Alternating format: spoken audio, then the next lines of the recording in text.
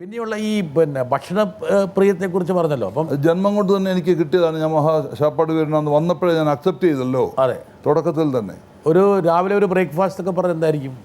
എനിക്ക് ബ്രേക്ക്ഫാസ്റ്റ് ഇട്ടോ ഇപ്പോൾ 2 ഇഡലി, ഒത്തിരി നമ്പറൊന്നും ഞാൻ കഴിക്കില്ല. 2-3 ഇഡലി ഉണ്ടെങ്കിൽ നല്ല രുചിയുള്ള ചമ്മന്തി വേണം. ചമ്മന്തിയിൽ കടുവ് വറുത്ത് പൊട്ടിയ ഉള്ളി, ആ മൊരിഞ്ഞ ഉള്ളിയൊക്കെ ഇല്ലേ, കൊച്ചുള്ളി, മൊരിഞ്ഞ ഉള്ളിയും പിന്നെ മൊരിഞ്ഞ ഒരു മുളകും കരിവേപ്പിലയും ഒക്കെ ഇങ്ങനെ കിരികിരാന്ന് കൈ കൊണ്ട് പൊടിച്ച് ഇങ്ങനെ പൊടിയണം. അങ്ങനെയുള്ള ചമ്മന്തി വേണം. സാമ്പാർ തരികയാണെങ്കിൽ ഉള്ള എന്തെങ്കിലും ചുറ്റുപാടുള്ള വെജിറ്റബിൾ, കമ്മ്യൂണിസ്റ്റ് കാർഡും ഒക്കെ വെട്ടിയിട്ട് ഒരു സാമ്പാറാന്ന് പറഞ്ഞാൽ ഞാൻ കഴിക്കത്തില്ല. അതിനകത്ത് ഇടേണ്ട കഷ്ണങ്ങളൊക്കെ വേണം. കഷ്ണം വേണം, നല്ല രുചിയുമായിരിക്കണം. മുരിങ്ങയ്ക്ക, വെണ്ടയ്ക്ക എല്ലാം വേണം. പൊട്ടാറ്റോ വേണം. അങ്ങനെയുള്ള അത്യാവശ്യങ്ങളെല്ലാം അതിനകത്തുണ്ടാവും. പിന്നെ എനിക്ക് ചപ്പാത്തിയൊക്കെ ഇഷ്ടമാണ്. പിന്നെ നന്നായിട്ട് ബീഫ് മൊരിച്ചെടുത്താൽ, ചുമ്മാ അവിച്ചു വെച്ച് കഴിക്കുന്നത് ഞാൻ കഴിക്കില്ല. അത് പോത്തിറച്ചിയോടാണ് ഇഷ്ടം. ഡീപ്പ് ബ്രൗൺ ആവണം.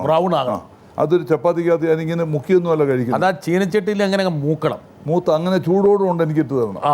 അപ്പോൾ അഥവാ ക്യാപ്റ്റൻ വേണമെങ്കിൽ അങ്ങനെ ഇളക്കി എടുക്കുമോ? അത് ഞാനായിട്ട് കയറത്തില്ല. അടുക്കളയിൽ കയറുന്ന പരിപാടിയില്ല. പെണ്ണുങ്ങളുടെ സെക്ഷനിൽ ഒരു വീട്ടിൽ ചെന്നാലും കയറത്തില്ല. ഞാൻ വെളിയിൽ നിൽക്കുകയുള്ളൂ, അടുക്കളയ്ക്ക് വെളിയില്ല.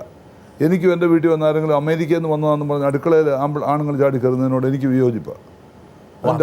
മിക്കവാറും അവിടെ അവരുടെ അടുക്കളയിലാണ് ഭാര്യമാർ അവരെ അടുക്കള. അമേരിക്കയിൽ, ഇത് കേരളയാണ്. When you are in Rome be a Roman എന്ന് പറഞ്ഞിട്ടില്ലേ? അതല്ല, അപ്പം ക്യാപ്റ്റൻ ഇത്ര ഭക്ഷണപ്രിയനാണെന്നുകൊണ്ട് തന്നെ യഥാർത്ഥത്തിൽ ഇഷ്ടമുള്ള ഭക്ഷണങ്ങളൊന്നും വെക്കാനുള്ളൊരു താല്പര്യം ഉണ്ടാവില്ല. ഇല്ല. അതിന് ഞാൻ ആ കാര്യത്തിൽ സുഹിമാനാണ്. അത് കാരണം ഇന്ത്യൻ ആർമിയിലെ ക്യാപ്റ്റനൊക്കെ ആയി കഴിയുന്നതിന് മുമ്പ് സെക്കൻഡ് ലെഫ്റ്റനന്റ് മുതൽ കുഞ്ഞെ പോയി കഴിക്കാൻ മെസ്സിൽ ഇങ്ങനെ ഇരുന്ന് കഴിഞ്ഞാലുണ്ടല്ലോ, ആ ഒരു ഷോർട്ടായിട്ടുള്ളൊരു ടവലോ ക്ലോത്തോ എടുത്ത് നമ്മൾ മടിയിലിടും. നാപ്കിനോ എന്തോ വാങ്ങിക്കോട്ടെ, ഇട്ട് കഴിഞ്ഞാൽ സാർ വിളമ്പിക്കോട്ടെ എന്നൊരു പട്ടാളക്കാരൻ ചോദിക്കും. കൊണ്ടുവന്നാട്ടെന്ന് പറഞ്ഞാൽ അവൻ ചൂട് ചപ്പാത്തി ഇടത്ത വശത്തൂടെ കൊണ്ടുവരാൻ പാടുള്ളൂ. ഇങ്ങനെ കാണിച്ചു കഴിഞ്ഞാൽ ഈ കൈ കൊണ്ട് ഒരു ചപ്പാത്തി എടുത്ത് പ്ലേറ്റിലിടും. തൊട്ട് മുമ്പിൽ ബട്ടറും നമ്മുടെ പരിപ്പ് കറി, അതൊക്കെ നല്ല പഞ്ചാബി സ്റ്റൈലിലാണ് വെച്ചിരിക്കുന്നത്. എല്ലാം വെള്ളം കുടിക്കാനുള്ളതെല്ലാം മുമ്പിലിരിക്കുക. ഈ ചപ്പാത്തി തിന്നു കഴിഞ്ഞാൽ മാത്രമേ അടുത്ത ചപ്പാത്തി വരാൻ പാടുള്ളൂ.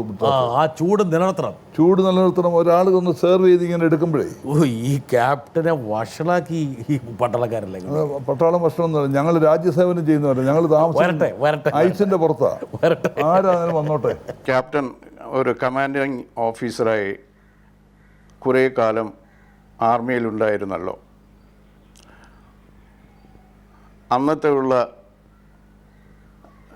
രീതി ഇന്നും കണ്ടിന്യൂ ചെയ്യുകയായിരുന്നെങ്കിൽ ക്യാപ്റ്റൻ ഒരു മേജർ ജനറലോ അല്ലെങ്കിൽ ലെഫ്റ്റനൻറ്റ് ജനറലോ ആയിത്തീരുന്നതിന്. ആ ആർമി ലൈഫും ഇന്നത്തെ ഫിലിം ലൈഫും വെച്ച് നോക്കുമ്പോൾ ക്യാപ്റ്റന് ഏതാണ് മോർ കംഫർട്ടബിളായിട്ട് തോന്നുന്നത്?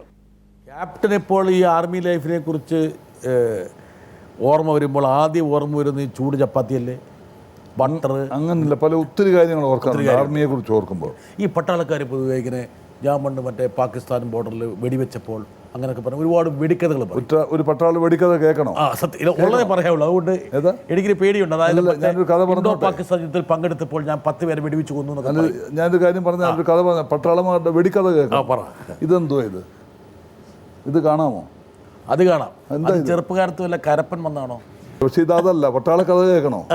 ഞങ്ങൾ കഴിഞ്ഞ കാർഗിൽ യുദ്ധത്തിന് ഞങ്ങളിങ്ങനെ ഞാനും എൻ്റെ ഒരു കൂട്ടുകാരൻ ക്യാപ്റ്റനും കൂടെ അറ്റാക്ക് ചെയ്യാൻ വേണ്ടി റെഡിയായി പോയിക്കൊണ്ടിരിക്കുക. ദൂരെ പാകിസ്ഥാൻ്റെ LMGയുടെ ട്രെന്നുള്ള അടിയുടെ ശബ്ദം കേട്ടു. ഒരു ഉണ്ട പറന്നു വരുന്നത് ഞാൻ കാണുക. ഞാൻ എന്ത് ചെയ്തു? എൻ്റെ സഹോദരനെ നെഞ്ചത്തടിക്കാൻ സമ്മതിക്കുമോ? വെച്ചു കൊടുത്തു. പത്തനംതിട്ടക്കാരൻ ഈ കൈ ഒറ്റ തട്ട അതിനെ നെഞ്ചത്ത് വന്ന് ഉണ്ട ഞാൻ തട്ടി തെറിപ്പിച്ച് എവിടെയോ പോയി. എനിക്ക് ചെറിയൊരു മുറിവ്. അതായത് എങ്ങനെയുണ്ട്? ഇതാണ് പട്ടാളക്കഥ. മനസ്സിലായല്ലോ?